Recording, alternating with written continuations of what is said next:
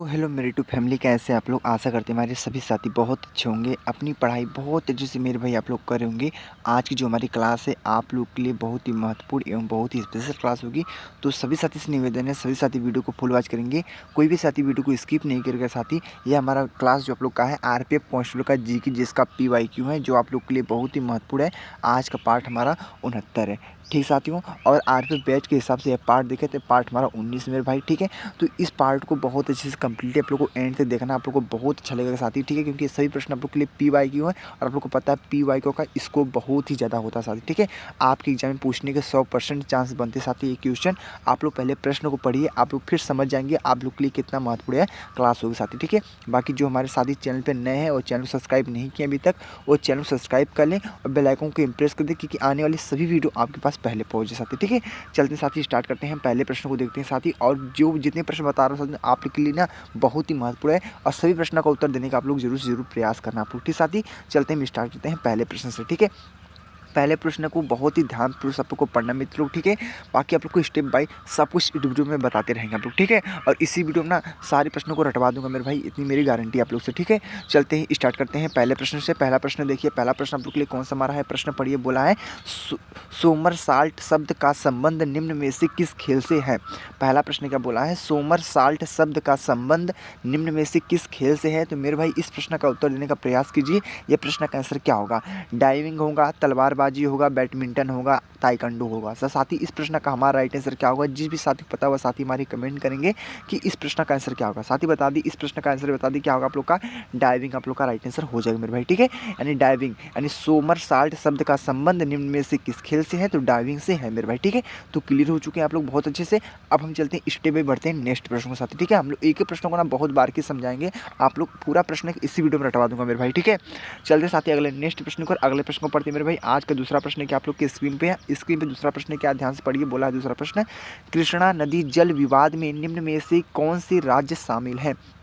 कृष्णा नदी जल विवाद में निम्न में से कौन से राज्य शामिल है। साथियों हमारा इन नदियों से प्रश्न पूछा और नदियों से प्रश्न आप लोग के लिए बहुत ही ज़्यादा महत्वपूर्ण होते हैं मेरे भाई। तो महाराष्ट्र, कर्नाटक और आंध्र प्रदेश आप लोग का राइट आंसर होगा, या उड़ीसा, कर्नाटक और आंध्र प्रदेश, कर्नाटक, महाराष्ट्र और तमिलनाडु, महाराष्ट्र, आंध्र प्रदेश और उड़ीसा। तो मेरे भाई इस प्रश्न का आंसर क्या होगा, जिस भी साथी को पता हुआ साथी हमारी कमेंट करेंगे कि इस प्रश्न का आंसर क्या होगा। तो साथी बता दी इस प्रश्न का आंसर क्या आप लोग का होगा, पहला answer is the right answer हो जाएगा महाराष्ट्र, कर्नाटक और आंध्र प्रदेश। और सभी साथी जितने प्रश्न बता रहा हूँ ना, सभी प्रश्नों को मैंने नोटबुक में ना नोट जरूर करना, क्योंकि आपके लिए बहुत ही स्पेशल प्रश्न है मेरे भाई, ठीक है। बहुत ही स्पेशल प्रश्न है और किसी प्रश्न को हल्के मत लेना, नहीं तो एग्जाम आपको हल्के मिलेगा मेरे भाई, ठीक है। चलते हैं हम अगले नेक्स्ट प्रश्न को, ठीक है। अगले प्रश्न को पढ़िए और उत्तर देने का प्रयास जरूर से जरूर करना मेरे भाई, ठीक है। जितने मेरे प्रिय भाई बहनें देख रहे वीडियो को ना, वो एक कमेंट जरूर कर देना साथी, ठीक है, मात्र एक कमेंट, ठीक है। तो मेरे भाई तीसरे प्रश्न को पढ़िए। तीसरा प्रश्न क्या है, तीसरा प्रश्न बोला है, ध्यान से पढ़िए। किसी एकल प्रतिस्पर्धा में भारत की ओर से पहले ओलंपिक पदक किसने जीता, ठीक है। तो किसी एकल प्रतिस्पर्धा में भारत की ओर से पहले ओलंपिक पदक किसने जीता था। तो क्या है, खसाबा दादा साहब जाधव है, साइना नेहवाल है, योगेश्वर दत्त है, महेश भूपति है। तो साथी इस प्रश्न का हमारा राइट आंसर क्या होगा, जिस भी साथी को पता हुआ साथी हमारे कमेंट करेंगे कि इस प्रश्न का आंसर क्या होगा। और कोई भी साथी हमारे तुक्का का प्रयोग नहीं करेगा, चाहे कोई भी एग्जाम हो, आरपीएफ कांस्टेबल के लिए नहीं बता रहे हैं साथी, अन्यथा कोई एग्जाम हो, ऑल इंडिया में कोई भी एग्जाम होने वाला साथियों, ठीक है। एसएससी में आप लोग को तुक्का का प्रयोग मत करना, जिसमें निगेटिव मार्किंग उपलब्ध है साथी, ठीक है। आप लोग को पता है आरपीएफ कांस्टेबल में तो -1/3 की निगेटिव मार्किंग भी उपलब्ध है साथी, ठीक है। इसमें तो कतई मत करना आप लोग, ठीक है। तो इस प्रश्न का आंसर बताएंगे साथी, इस प्रश्न का आंसर आप लोग का हो जाएगा क्या, पहला आंसर आप लोग का राइट आंसर हो जाएगा खसाबा दादा साहब जाधव, आप लोग का साथी हमारा राइट आंसर हो जाएगा। बहुत अच्छा प्रश्न था मेरे भाई। अब हम चलते हैं स्टेप बाय बढ़ते हैं नेक्स्ट प्रश्न को साथी, ठीक है। अगले प्रश्न को पढ़ते हैं। अगला प्रश्न क्या साथी हमारा, अगला प्रश्न आप लोग के लिए स्क्रीन पे आज का प्रश्न नंबर हमारा चौथा प्रश्न नंबर साथी क्या बोला है, वर्तमान में हेडलाइन ग्रोथ रेट का निर्धारण किसके द्वारा किया जाता है। तो वर्तमान में हेडलाइन जो का उसका ग्रोथ होता है, वो रेट का निर्धारण किसके द्वारा किया जाता है, ये बताना आप लोग को। नीत बाजार पर सकल घरेलू उत्पाद, नियत बाजार मूल्य पर नेट घरेलू उत्पाद, नियत बाजार मूल्य पर सकल मूल्य, नियत बाजार मूल्य पर नोट राष्ट्रीय उत्पाद। तो साथी जो यहाँ पे नीत लिखा है ना, यहाँ पे नियत रहेगा, ठीक है। यहाँ पे क्या रहेगा, नियत रहेगा, ठीक है। नियत रहेगा, ध्यान रखना, नियत रहेगा। तो नियत बाजार पर सकल घरेलू उत्पाद देगा। आप लोग का राइट आंसर भी आप लोग का यही वाला हो जाएगा पहला आंसर, ठीक है मेरे भाई। तो कितने साथियों का सही आंसर था वो साथी हमारे कमेंट करेंगे कि नियत बाजार पर सकल घरेलू उत्पाद। साथी इस प्रश्न का हमारा बहुत ही अच्छा प्रश्न का राइट आंसर हो जाए मेरे भाई। अब हम चलते हैं स्टेप बाय बढ़ते हैं नेक्स्ट प्रश्न को और अगले प्रश्न को पढ़ते हैं साथी। अगला प्रश्न हमारा क्या है, अगला प्रश्न आप लोग की स्क्रीन पे आज का प्रश्न नंबर कौन सा साथी हमारा आज का है, प्रश्न नंबर साथी हमारा कौन सा है, पांचवा प्रश्न नंबर, ठीक है। तो पांचवें प्रश्न को देखिए साथी, पांचवा प्रश्न नंबर क्या बोला ध्यान से पढ़िए और उत्तर देने का प्रयास कीजिए आप लोग, ठीक है।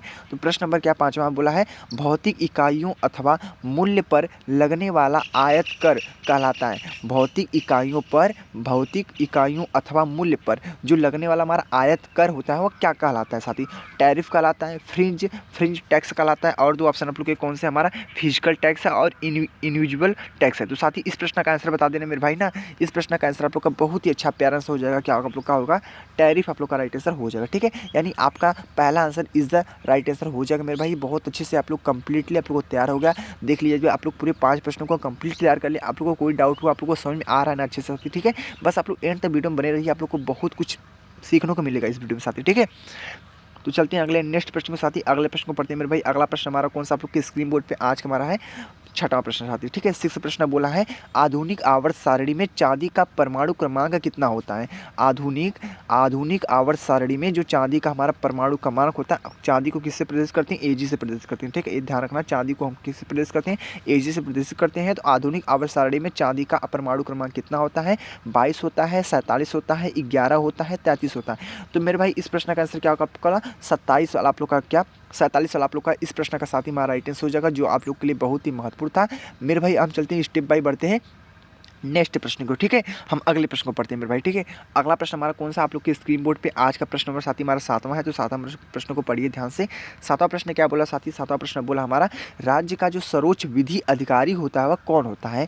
राज्य का सर्वोच्च विधि अधिकारी वो कौन होता है, आप लोग को यह बताना है कि राज्य का सर्वोच्च विधि अधिकारी कौन होता है। कानून एवं न्याय मंत्री क्या है, कानून एवं न्याय मंत्री होता है, महाधिवक्ता होता है, भारत का मुख्य न्यायाधीश होता है, भारत का महान्यायवादी होता है। तो साथी इस प्रश्न का हमारा राइट आंसर क्या होगा, जिस भी साथी पता हुआ साथी हमारे कमेंट करेंगे कि राज्य का सर्वोच्च विधि अधिकारी कौन होता है। तो बता दें साथी इस प्रश्न का राइट आंसर महाधिवक्ता हो जाएगा आप लोग का, यानी आप लोग का B answer is the correct answer मेरे भाई हो जाएगा, जो आप लोग के लिए बहुत ही स्पेशल प्रश्न था मेरे भाई। अब हम चलते स्टेप बाय बढ़ते हैं नेक्स्ट प्रश्न को साथी, ठीक है। अगले प्रश्न को पढ़िए आप लोग। अगला प्रश्न हमारा कौन सा आप लोग के स्क्रीन बोर्ड पे आज का प्रश्न नंबर साथी कौन सा हमारा है, प्रश्न नंबर देखते हैं कौन सा हमारा है, प्रश्न नंबर साथी आज का 8वां प्रश्न, ठीक है। तो 8वें प्रश्न को पढ़िए ध्यान से, उत्तर देने का प्रयास जरूर से जरूर करना मेरे भाई, ठीक है। जो हमारे प्रिय साथी, जो हमारी बहनें देख रहे हैं वीडियो को ना, वो कमेंट एक जरूर करेंगे, ठीक है। क्योंकि एक बहुत हौसला मिलता है मुझे साथी एक कमेंट्स आप लोग के लिए, ठीक है।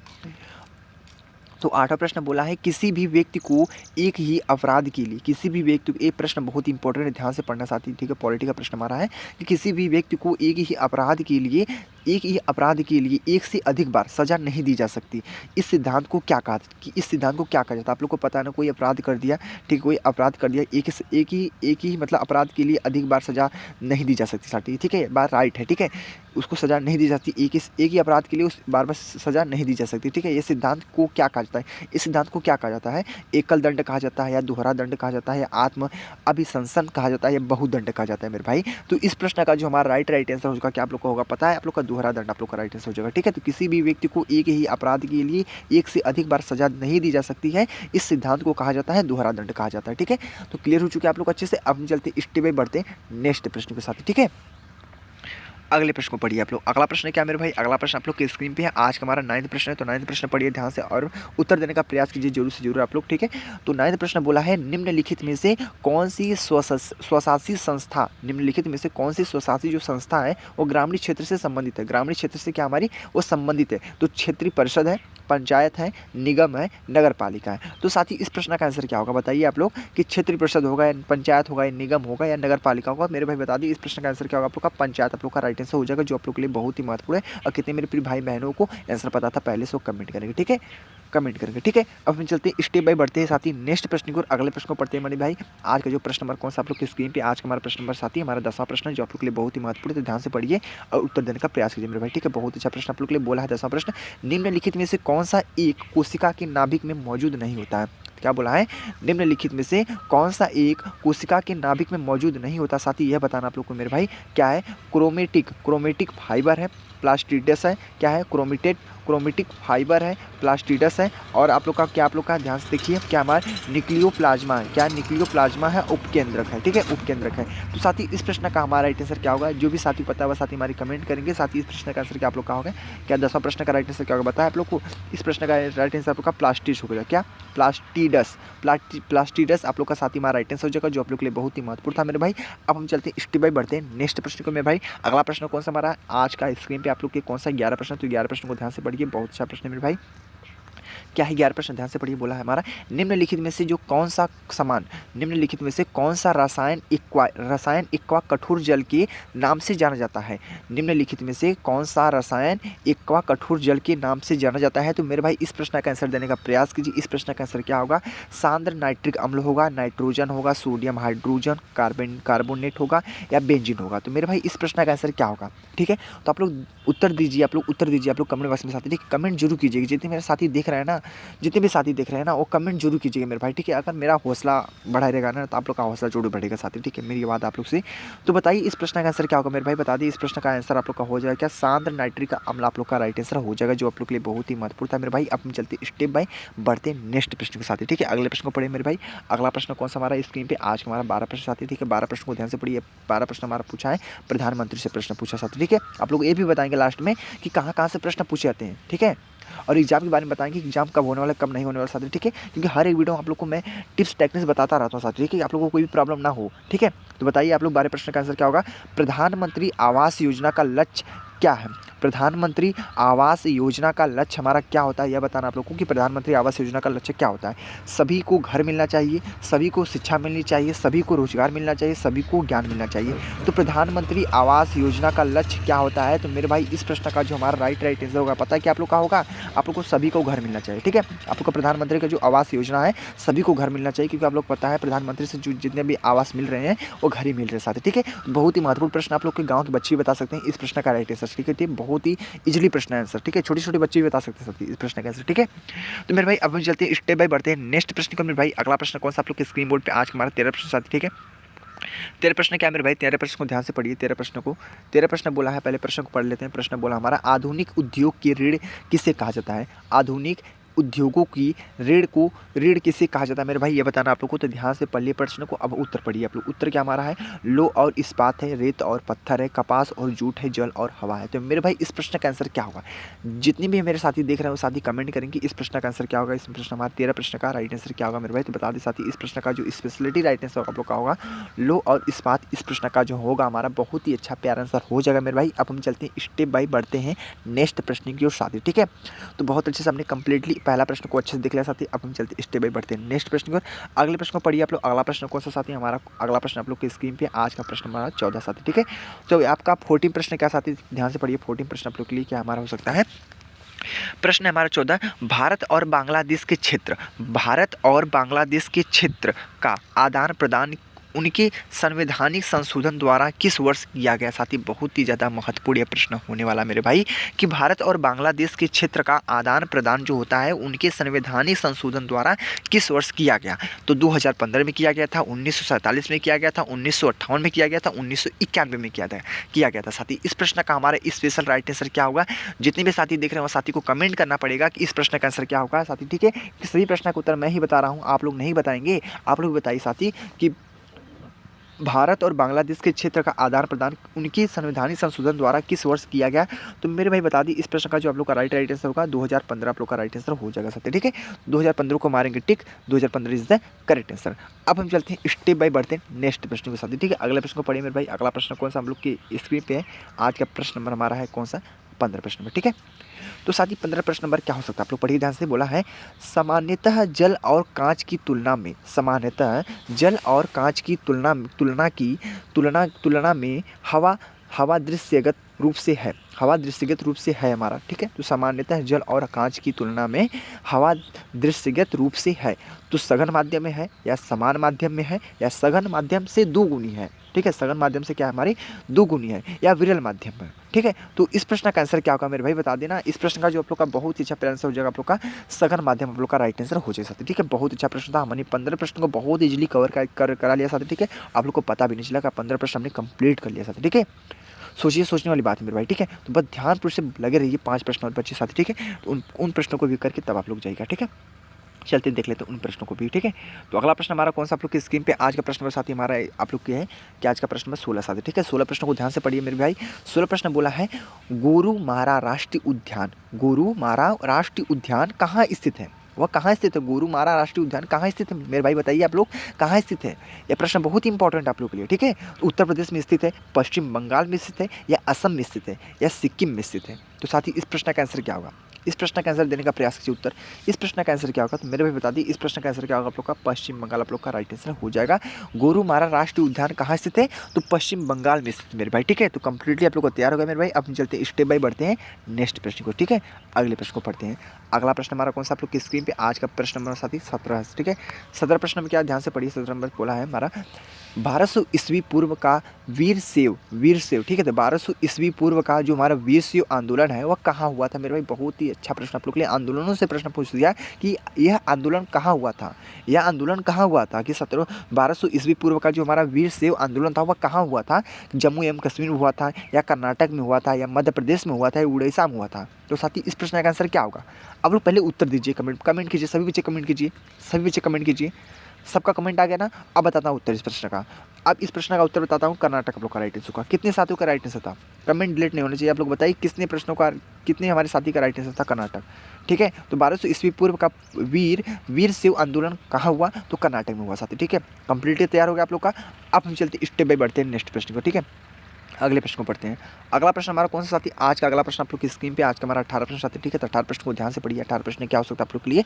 जब वाष्प वापस जल में संघनित हो, जब वाष्प हमारा जो हमारा वाष्प होता है वह वापस जल में संघनित हो, जल से तो वाष्प बनता ही हमारा, जल से हमारा वाष्प बनता है साथियों। जब हम जल को गर्म करते हैं तो वाष्प निकलता है उसमें से, ठीक है। जब हम क्या बोला है? जब वाष्प जो हमारा हो वापस जल में संघनित हो, वापस जल में कन्वर्ट हो साथी, तो क्या कहेंगे? क्या करना? उष्मा। तो उष्मा क्या होता है हमारा? उष्मा क्या होता है? समान रहती है उष्मा, या मुक्त हो जाती है उष्मा, या और दो ऑप्शन में कौन सा? अप्रभावित रहती है या अवशोषित हो जाती है? तो साथ इस प्रश्न का आंसर क्या होगा आप लोग बताइए, आप लोग कमेंट बॉक्स में कि जब वाष्प वापस जल में कन्वर्ट हो जाता है तो उष्मा क्या होता है? उष्मा क्या होता है? पता आप लोग क्या होता है उष्मा? क्या होता है? उष्मा क्या होती है हमारे? मुक्त हो जाती है।